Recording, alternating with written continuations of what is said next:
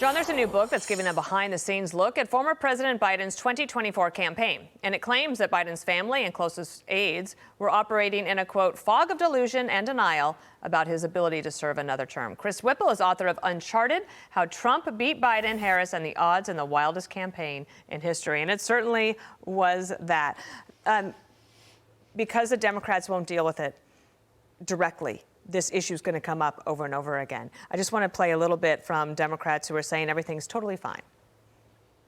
I don't deny that it was a bad debate performance, but that's different than whether or not the president is up to the job. He's clearly up to the job. He's doing it every day. He's doing it successfully. His mental acuity is great. It's fine. It's as good as it's been over the years. He is as sharp as ever, as I have known him to be in my engagement and my experience. He is strong. He is strong behind doors, and he's strong when he's in front of the camera. He is sharp, intensely probing, and detail-oriented and focused. Were they lying? Did they know they were lying? And did they all coordinate this to make sure that the lie continued? Now, here's the thing, Dana. The Joe Biden debacle was truly a debacle, but it was not what you may think it was and not what maybe a lot of your viewers thought. Karl Rove said that this was a gigantic conspiracy, and others have said it was a cover-up where everybody knew that Joe Biden was somehow non-compos mentis.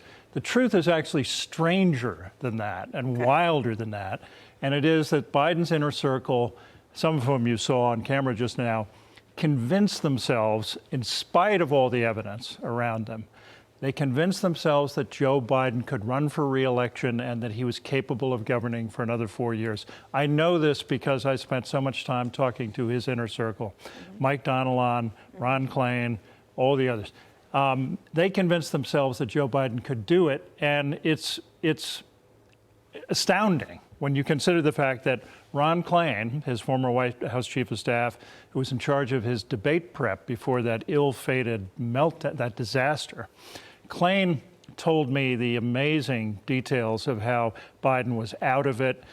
He had no idea what his plans were for a second term. He was obsessed with Macron and Schultz, foreign leaders. He wandered out and he sank into a lounge chair and fell sound asleep. In spite of all that, Ron Klain was fighting 3 weeks later to keep him in the race. It's an amazing story. It just seems like such an incredible story of a desire to have power. That do you think that they understand what I consider is a generational harm to the Democratic Party because they failed to deal with it then, and they're still, to this day, even denying things that are now in your book? Yeah, I don't know if they do. And I don't think that, I don't think they understand just how devastating that portrait is that Ron laid out for me in the book. But here's the thing. Here's an inconvenient fact, and that is for the people who think this was somehow a Watergate-style cover-up. Biden, behind closed doors, was capable of doing things. He was certainly capable of governing in the narrow sense. I mean, the morning of his abdication on July 21st, he was on the phone parsing the details of a multi-nation prisoner swap. This is a guy who could do that. And yet he was a shadow of himself on the campaign trail. And that's why they were hiding him. And actually, from day one, I mean, this really came down. Day one. From day one, this really came down, in my view, from Anita Dunn and the entire White House comms team. They were overprotective. Not the first time. They tried to hide Jerry Ford in the Rose Garden in 1976, so it's hardly the first time, but it was a mistake. You're a student of White Houses, and the current White House has an intramural fight that you don't typically get to see until books are written about it afterwards. This is about the trade guy, Peter Navarro, and Elon Musk. And this is Press Secretary Caroline Leavitt, who I thought had one of her best lines ever explaining the spat. Watch here. These are obviously two individuals who have very different views on trade and on tariffs.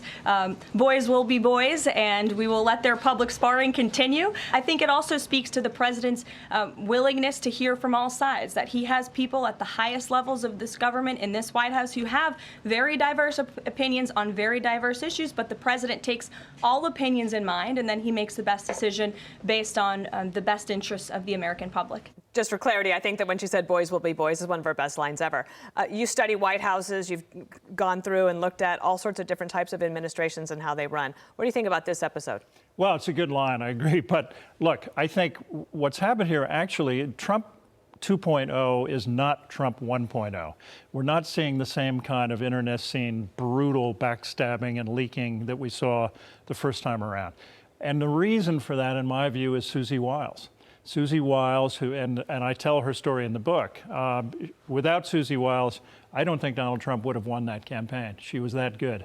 As White House chief, she's got a really tough job ahead of her. She told me that there are, and I've spoken to her since she took the job. She told me that, look, there are a lot of people running around here who are sure they know about tariffs. I keep saying to the president, let's not talk about that today until we're all united. Well, obviously, didn't quite work out, but she does have an that's been incredible wishful reputation. thinking I look so forward far. to getting to know her as well. Chris Whipple, congrats on the book, and thanks for so being much. here. John? Great to be here. I'm Steve Doocy. I'm Brian Kilmeade. And I'm Ainsley Earhart. And click here to subscribe to the Fox News YouTube page to catch our hottest interviews and most compelling analysis.